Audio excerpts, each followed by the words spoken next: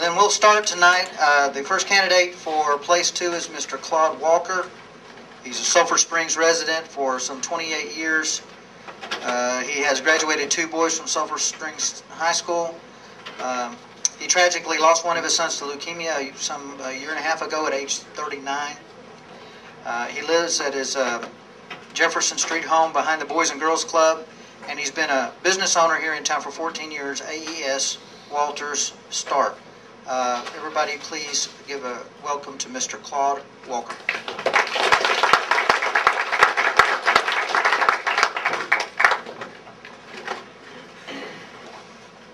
Thank you, Roy.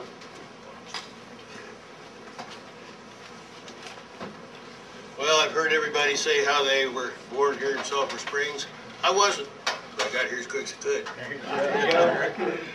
And I actually started to live in Sulphur Springs by accident. I had looked for a place to live in Mount Pleasant. I had looked for a place to live in Greenville. And not finding the same, I moved to Sulphur Springs because Sulphur Springs was the only one at that particular point in time that had any kind of a house that I could rent. Oil was booming back in 1981. Not only were the houses all taken up, the apartments were all taken up, and the hotels were all taken up. There was hardly a motel or hotel room. That was in 1981. Yes, I did graduate 2 children from Sulphur Springs High School. And the thing that I found out about Sulphur Springs High School is that usually when there's a state mandate that comes down, Sulphur Springs High School is ahead of it. We've already done it. And that has been a very enjoyable situation to live in, where we were ahead of somebody else for once. We weren't playing catch up. And I think we're poised right now for tremendous growth in our city. And with a little vision and some hard work, we're going to make this city the kind of city that we expect that it will be. It's not going to be just Main Street.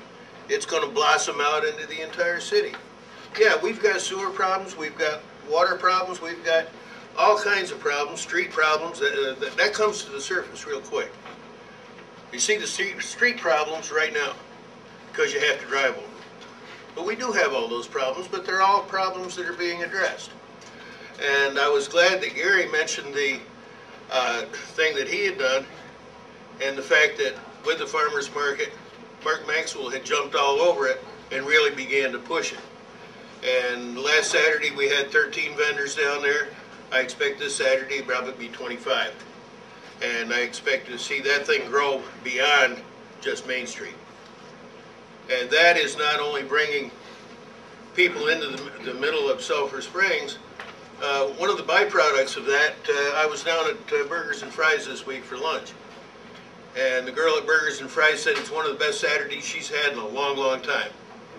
Well, is that doing something good for somebody that's already here? I think it is. And as I said, I wasn't born here, but I got here as quick as I could.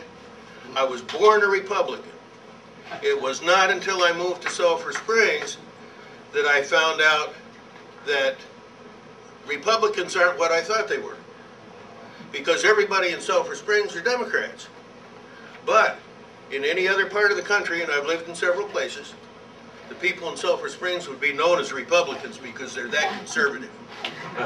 So I bring, if I'm fortunate enough to have you all vote for me, I know you can vote for Clay or Craig in place 1. Maybe you can find it in your hearts to vote for me in place 2. I think I bring vision to the office, and I think that I've lived in enough places and have enough experience. He's not even old enough to sign. And I hope that I can be a good keeper of the taxpayers' dollar. Thank you.